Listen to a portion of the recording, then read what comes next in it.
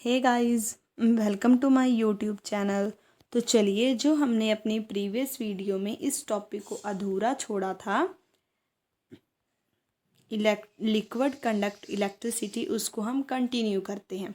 तो देखिए, previous video में हमने क्या देखा था कि जो करंट है उसको हमने टेस्टर से डिटेक्ट तो किया, बट जो वीक करंट था उसको हम इस टेस्टर से डिटेक्ट नहीं कर पा रहे थे, क्योंकि जो वीक करंट था वो इस वायर से पास ही नहीं हो पा रहा था और इस बल्ब को ग्लो ही नहीं करा पा रहा था।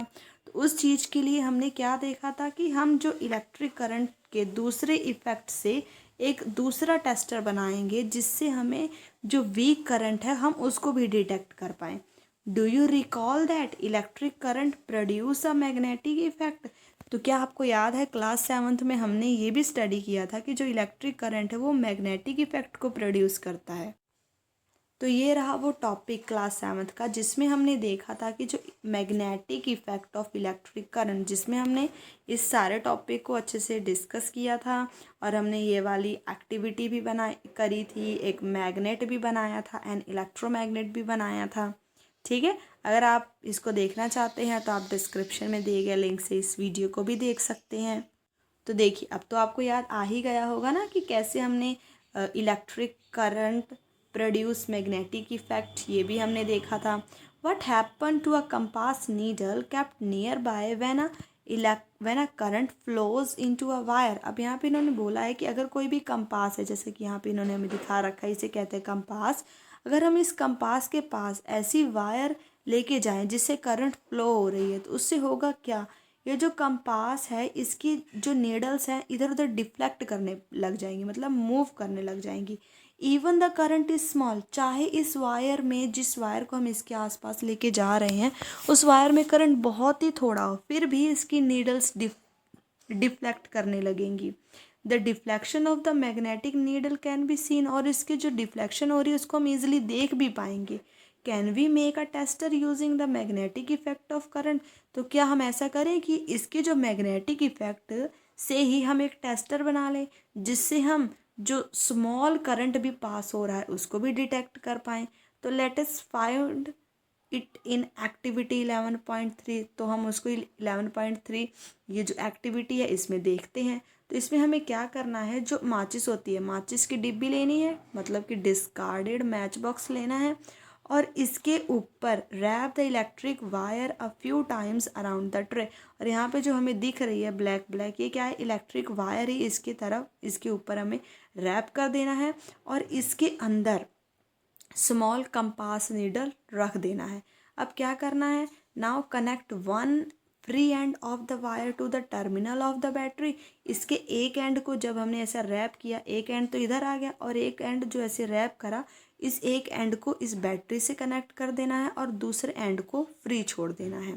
Take another piece of wire and connect it to the other terminal of the battery. मतलब कि एक वायर तो ली, ऐसे इसको लपेटी, इस इधर से ऐसे छोड़ दी, और दूसरी वायर को इस दूसरे टर्मिनल से अटैच करके उसको भी फ्री छोड़ देना है। और फिर क्या करना है, ये जो फ्री एंड्स हैं इन दोनों को ज्वाइन करना है थोड़े टाइम के लिए। The compass needle should show deflection, और जब हम इसको चाहे 2 सेकंड के लिए भी ज्वाइन करेंगे, उससे होगा क्या, जो ये कंपास नीडल है ये डिफ्लेक्शन शो करेगा। तो इससे हमें समझ में आ जाएगा कि जो हमारा टेस्टर है वो सही भी है, और जो हमारा टेस्टर है ये रेडी है अब लिक्विड्स को चेक करने के लिए। नाउ रिपीट एक्टिविटी 11.2, जिसमें हमने क्या किया था, उसके फ्री एंड्स को जूस में हम डिप करेंगे। Take out the ends of the tester from the lemon juice, dip it in water and wipe them dry. Repeat the activity with other liquids, मतलब कि पहले तो हमने उसके फ्री एंड्स को क्या किया, लेमन जूस में डाला, उसके बाद उसको क्लीन करके वाटर में डाला, फिर उसको इसी तरह क्लीन करके tap water, vegetable oil, milk, honey, इन सभी में डाला। मतलब कि जब हम इन सभी में डाल रहे हैं ना, तो एक में डालने के बाद उसके जो वायर्स है उसको हमें अच्छे से पहले क्लीन करना है, फिर इसको दूसरे लिक्विड में डिप करना है। इन ईच केस, अब सभी केस में ऑब्जर्व करो और उसको इस टेबल में हमने फिल करना है। तो देखिए, लेमन जूस का तो हमने देख लिया था, इससे भी क्या होगा, इलेक्ट्रिसिटी पास हो रही है और डिफ्लेक्शन जो कंपास की नीडल्स है वो डिफ्लेक्शन शो करेगी। इसका मतलब वो क्या है, गुड कंडक्टर है इलेक्ट्रिसिटी का। अब नेक्स्ट हम देखते हैं विनेगर। जो विनेगर है उससे भी क्या होगा, जो नीडल है वो डिफ्लेक्शन शो करेगी। इट मीन्स वो भी क्या है, गुड कंडक्टर है इलेक्ट्रिसिटी का। Next tap water. जो टैप वाटर है जब हम उसमें डिप करेंगे उसके फ्री एंड्स को तो फिर भी नीडल डिफ्लेक्ट करेगी। मीन्स जो टैप वाटर है वो भी गुड कंडक्टर होगा इलेक्ट्रिसिटी का।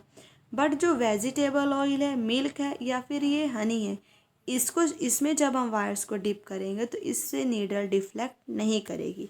और अगर नीडल डिफ्लेक्ट नहीं कर रही है तो मीन्स ये क्या है, पुअर कंडक्टर हैं इलेक्ट्रिसिटी के।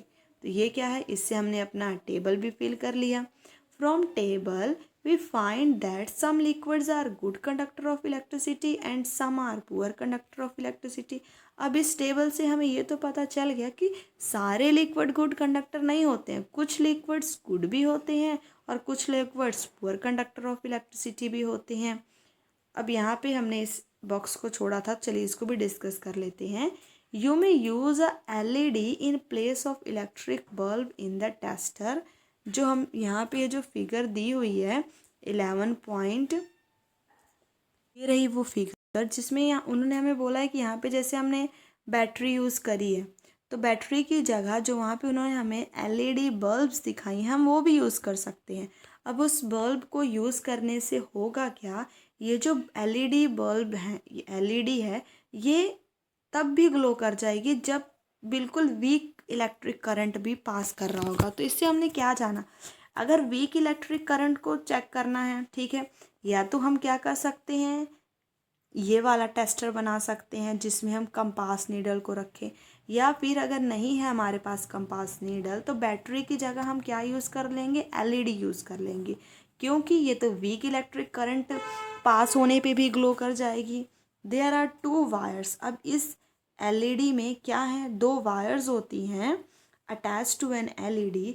One lead is slightly longer than the other. अब देखिए इस फिगर में भी हम देख सकते हैं कि एक क्या है, थोड़ी सी बड़ी है बट एक थोड़ी सी हल्की सी छोटी हुई है।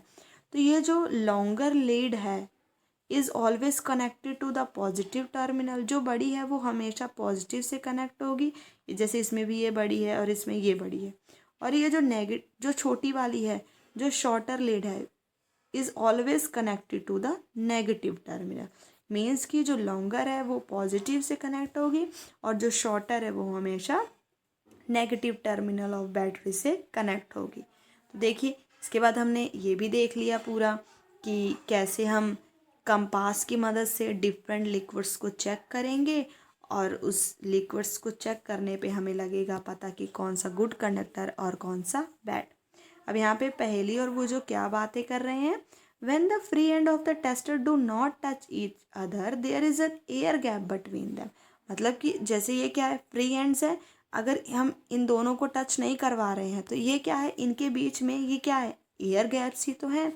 और पहेली को पता है कि जो एयर है वो पुअर कंडक्टर ऑफ इलेक्ट्रिसिटी है। अब एयर पुअर कंडक्टर ही तो है, नहीं तो जब हम इनको कनेक्ट नहीं भी करवा रहे हैं तो इनके बीच में एयर होने के कारण अगर एयर गुड होती तो ये ऐसे ही सर्किट कंप्लीट कर देते और बल्ब ग्लो कर देते। बट एयर बैड कंडक्टर है, इसीलिए तो इस जो इनके बीच की एयर से सर्किट कंप्लीट नहीं हुआ और बल्ब ग्लो नहीं हुई। But she had also read that during lightning. पर उसने ये भी पढ़ा हुआ है कि जब भी बादल गरजते हैं, बिजली चमकती है, तो उसमें से इलेक्ट्रिक करंट पास हो जाता है एयर में से, क्योंकि अब आसमान में ही तो बादल गरज रहे हैं और बादल गरजने से लाइटनिंग होती है, बिजली चमकती है। तब क्या होता है, तब भी तो एयर होती है हवा में और तब उसमें से इलेक्ट्रिक करंट पास हो जाता है। अब वो सोच रही है कि आखिर ऐसा क्यों होता है। She wonder if air is indeed a poor conductor. अब एयर अगर पुअर कंडक्टर है सभी कंडीशंस में तो फिर उसमें से इलेक्ट्रिक करंट पास हुआ कैसे। दिस मेक बूझो ask whether other material classified as poor conductor. तो अब इससे हम क्या समझ सकते हैं कि जैसे एयर है वो वैसे तो पुअर है बट अंडर सर्टेन कंडीशंस, जैसे लाइटनिंग हुई तो उसमें से आयंस हुए, वो आप आगे चल के पढ़ेंगे, तो उसके कारण क्या हुआ, एयर में से इलेक्ट्रिसिटी पास हो गई। तो इससे हमें हम क्लासीफाई कर सकते हैं कि ऐसे पुअर कंडक्टर्स भी हैं जो कुछ सर्टेन कंडीशंस पे अपने अंदर से इलेक्ट्रिसिटी पास होने देते हैं। जैसे कि अगर हम माने ये क्या है, वुड में से इलेक्ट्रिसिटी पास नहीं होती, पर अगर ये गीली है, बिल्कुल भीगी हुई है, तो इसको हम टच करेंगे, मतलब इसमें से इलेक्ट्रिसिटी पास कराएंगे, तो हम क्या देखेंगे कि इसमें से इलेक्ट्रिसिटी पास हो रही है। मतलब कि एक तरफ तो हम कह रहे हैं कि वुड में से इलेक्ट्रिसिटी पास नहीं होती, बट अगर हमने कुछ अलग कंडीशंस कर दी, कुछ सर्टेन और इसके ऊपर इफेक्ट्स लगा दिए, तो इससे इलेक्ट्रिसिटी पास हो गई। तो हम ये कह सकते हैं कि कुछ ऐसे कंडीशंस हैं जिसके कारण ये जो पुअर कंडक्टर्स वाले मटेरियल्स हैं जिसमें से इलेक्ट्रिसिटी पास नहीं हो रही है, उनमें से भी इलेक्ट्रिसिटी पास हो सकती है। Actually, under certain conditions, most materials are conduct मतलब कि ऐसे कुछ conditions हैं जिसमें ज़्यादातर materials कंडक्टर बन जाते हैं। That is why it is preferably to classify material as good conductors and poor conductors instead of classifying as conductor and insulator। अब देखिए, मेनली जो जिनमें से इलेक्ट्रिसिटी पास होती है उसको हम कंडक्टर बोलते हैं और जिनमें से नहीं होती उसको हम इंसुलेटर बोलते हैं। बट यहाँ पे हमने कंडक्टर और इंसुलेटर की जगह गुड कंडक्टर और पुअर कंडक्टर का यूज़ इसीलिए किया क्योंकि जो पुअर कंडक्टर है वो भी सर्टेन कंडीशंस में इलेक्ट्रिसिटी को कंडक्ट कर पा रहे हैं। दैट्स वाई हमने गुड कंडक्टर और पुअर कंडक्टर में यहाँ पे क्लासीफाई किया है। We have tested the conduction of electricity through a tap water. अब देखिए, हमने जो ऊपर टेबल बना है उसमें हमने टैप वाटर यूज़ किया, बट अगर हम जो इलेक्ट्रिसिटी की कंडक्शन है डिस्टिल्ड वाटर में यूज़ करें तो फिर क्या होगा। तो इसके लिए भी चलिए एक्टिविटी कर लेते हैं। अब इस एक्टिविटी में क्या है, वही कैप लेनी है, उसमें हमने क्या करना है, डिस्टिल्ड वाटर डाल देना है, जो कि आपको आपके साइंस लैब से मिल जाएगी। अब जब हमने डिस्टिल्ड वाटर से टेस्ट किया तो हम क्या देखेंगे कि जो इलेक्ट्रिसिटी है ना वो पास नहीं हो रही है। Does distilled water conduct electricity? No, वो तो इलेक्ट्रिसिटी नहीं कंडक्ट कर रही है। Now dissolve a pinch of common salt in distilled water. अब देखिए, जब हमने अकेला डिस्टिल्ड वाटर रखा तब तो उसमें से इलेक्ट्रिसिटी पास नहीं हुई, बट जब हमने इसमें पिंच ऑफ सॉल्ट डाल दिया, इस डिस्टिल्ड वाटर प्लस सॉल्ट डाल दिया, तो इसमें से इलेक्ट्रिसिटी कंडक्ट होने लग गई। तो अब इससे हम क्या कंक्लूड कर सकते हैं कि जब सॉल्ट डिजॉल्व हुआ in distilled water we obtained salt solution, तब वो क्या बन गया, एक सॉल्ट सॉल्यूशन बन गया, और जिसके कारण अब उसमें से इलेक्ट्रिसिटी कंडक्ट होने लग गई। तो आखिर बेसिकली अब इसमें से होता क्या है, जब वो डिस्टिल्ड वाटर था तो उसके अंदर जो भी इम्प्योरिटीज़ या फिर जो भी आयंस थे वो उसमें मौजूद नहीं थे, जिसके कारण इलेक्ट्रिसिटी कंडक्ट नहीं हुई।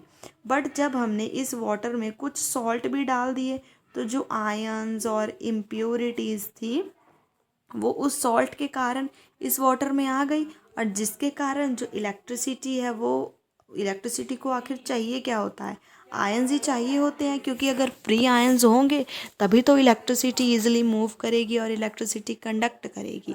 और सॉल्ट डालने से यही हुआ, उसमें फ्री आयंस आ गए जिसके कारण इजीली इलेक्ट्रिसिटी कंडक्ट हो गई।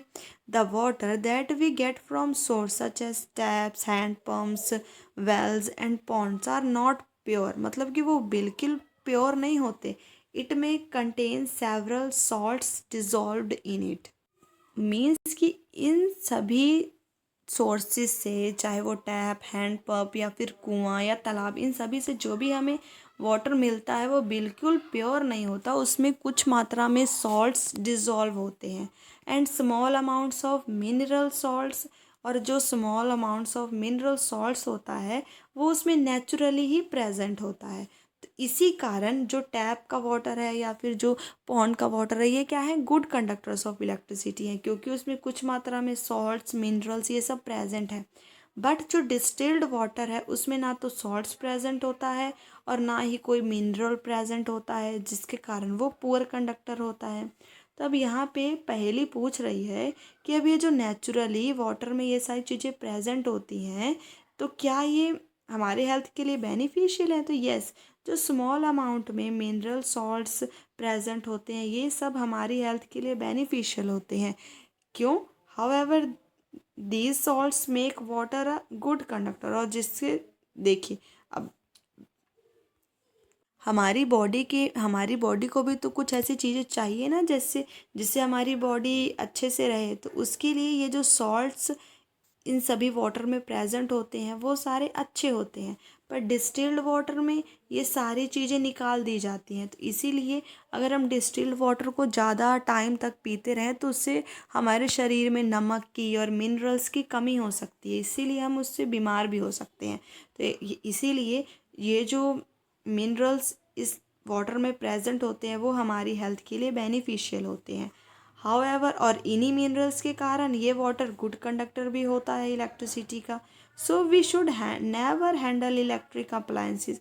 तो यही कारण है कि हमें कभी भी इलेक्ट्रिक अप्लायंसेस को वेट हैंड से नहीं छूना चाहिए, क्योंकि अब जो वाटर है वो गुड कंडक्टर है, और जब हम इलेक्ट्रिक अप्लायंसेस को छुएंगे तो उससे सर्किट कंप्लीट होगा और हमें झटका लग सकता है।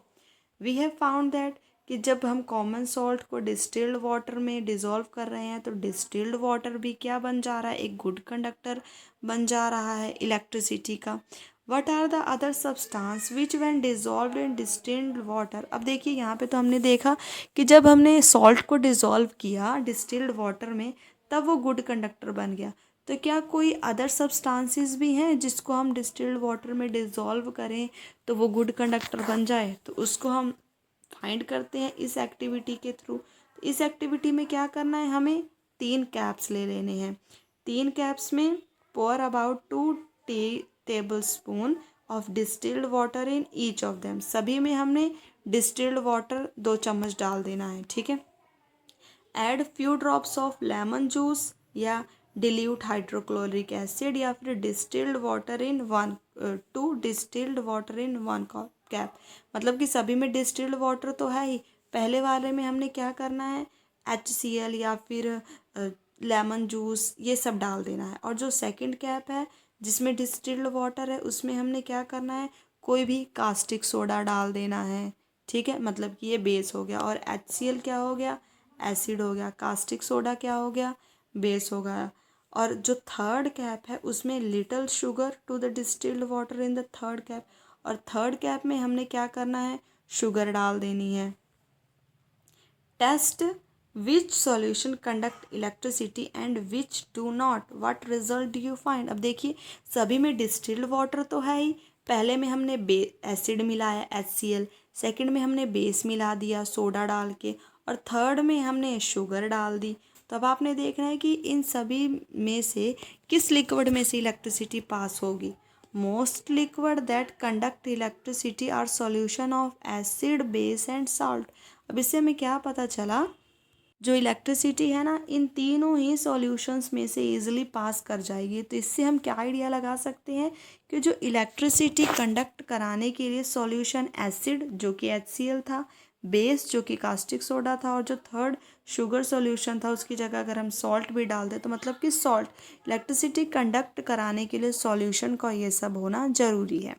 When electric current flow through a conducting solution does it produce an effect on the solution. अब ये जो यहाँ पे इन्होंने बात कही है ये क्या है, हमारा नेक्स्ट टॉपिक है कि अगर इलेक्ट्रिक करंट किसी भी सॉल्यूशन से पास हो रहा है तो क्या ये वो उस सॉल्यूशन पे भी कुछ इफ़ेक्ट डालता है। तो यस, इफ़ेक्ट तो वो डालता है, जो कि ये है हमारा नेक्स्ट टॉपिक जिसको हम स्टडी करेंगे अपनी नेक्स्ट वीडियो में। आई होप आपको ये पूरा टॉपिक अच्छे से क्लियर हो गया हो। अगर आपको टॉपिक अच्छे से समझ आया है तो वीडियो को लाइक और चैनल को सब्सक्राइब करना ना भूलें। Thanks for watching.